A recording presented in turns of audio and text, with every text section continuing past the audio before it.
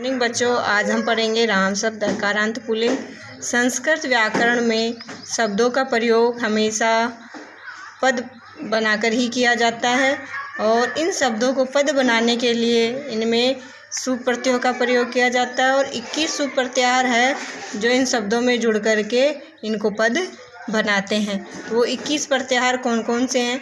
सु, ओ, जस, अम, ओट, सस, टा, भयाम, भिस, णे, भयाम, भयस, णसी, भयाम, भयस, णस, ओस, आम, नी, ओस, सुप। इस प्रकार से जो संस्कृत में जो है ये शब्द, जैसे कि रामः शब्द है, राम शब्द तो मूल है, रामः बना है, किससे बना है? सु प्रत्याहार जुड़ करके ये रामः बना है। जैसे परीक्षा में पूछ भी सकते हैं कि रामः शब्द में कौन सा प्रत्याहार जुड़ा हुआ है, तो रामः शब्द में सु प्रत्याहार जुड़ा हुआ है। रामो शब्द में कौन सा प्रत्याहार जुड़ा हुआ है, तो रामो में औ प्रत्याहार जुड़ा हुआ है। इस प्रकार से ये 21 प्रत्याहार है जो इन शब्दों में जुड़े हुए हैं। रामः में सु प्रत्याहार जुड़ा हुआ है, रामो में ओ, रामा में जस प्रत्याहार, रामम में अम, रामो में ओट, रामान में सस जिसमें अशेष रहता है, रामायण में टा, रामाभ्याम में भयाम, रामे में भिस, रामाय में णे, रामाभ्याम में भयाम, रामे भय में भयस, रामात में णसी, रामाभ्याम में भयाम, रामे भय में भयस, रामस्य में रामयो, रामस्य में णस, रामयो में ओस, रामाणाम में आम, रामे में णी, रामयो में ओस, रामेशु में सुप।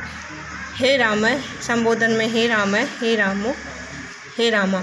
इस प्रकार से हमें पता होना चाहिए कि कौन से शब्द में कौन सा प्रत्याहार जुड़ा हुआ है। तो इस प्रकार से शब्द रूप के साथ साथ में हमें इन प्रत्याहारों का ज्ञान भी होना चाहिए। इसी प्रकार बिल्कुल राम शब्द की तरह ही बालक शब्द बनते हैं। विभक्ति है एक वचनम, द्विवचनम, बहुवचनम। बालकः, बालको, बालकाः। द्वितीया बालकम, बालको, बालकान्। तृतीया बालकेन, बालकाभ्याम, बालकेः। चतुर्थी बालकाय, बालकाभ्याम, बालकेभ्यः। पंचमी बालकात्, बालकाभ्याम, बालकेभ्यः। षष्ठी बालकस्य, बालकयो, बालकानां। सप्तमी बालके, बालकयो, बालकेषु। संबोधन हे बालक, हे बालको, हे बालकम। केवल राम शब्द और बालक शब्द में दो ही जगह अंतर देखने को मिलता है। एक तो बालकेन, यहाँ पर तृतीया में बालकेन है, यहाँ पर तृतीया में रामेण है। तो रामेण क्यों आया है वो मैं बता दूँ। रामेण जो है संस्कृत व्याकरण में नियम बने हुए हैं कि जहाँ पर र हो वहाँ पे जो ये न होता है यहाँ पे वो ण में बदल जाता है। तो यहाँ पे जो न था वो इस र की वजह से ण में बदला गया है, इसलिए यहाँ पे रामेण है और संस्कृत में ये न का नहीं रहा है। तो बालकेन, और यहाँ बाल का नाम है, यहाँ नाम है और यहाँ नाम है। तो यहाँ पे जो न था वो न इस र की वजह से ण में बदला है। इस प्रकार से केवल दो ही जगह अंतर है, बाकी दोनों में सेम है।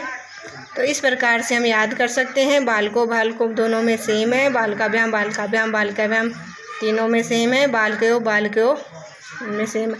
जैसे कि राम शब्द याद करके हम बालक शब्द भी लिख सकते हैं और बालक शब्द याद करके हम राम शब्द भी लिख सकते हैं। केवल इन दो जगह ध्यान रखना पड़ता है कि राम शब्द में रामेण आता है और इसमें षष्ठी बहुवचन में रामाणाम आता है और इसमें तृतीया में बालकेन आता है और यहाँ पे जो है षष्ठी में बाल का नाम आता है। और इसी प्रकार से अभ्यास के लिए हम नर और मानव और श्याम शब्द इन्हीं की तरह याद करके घर पे अभ्यास कर सकते हैं।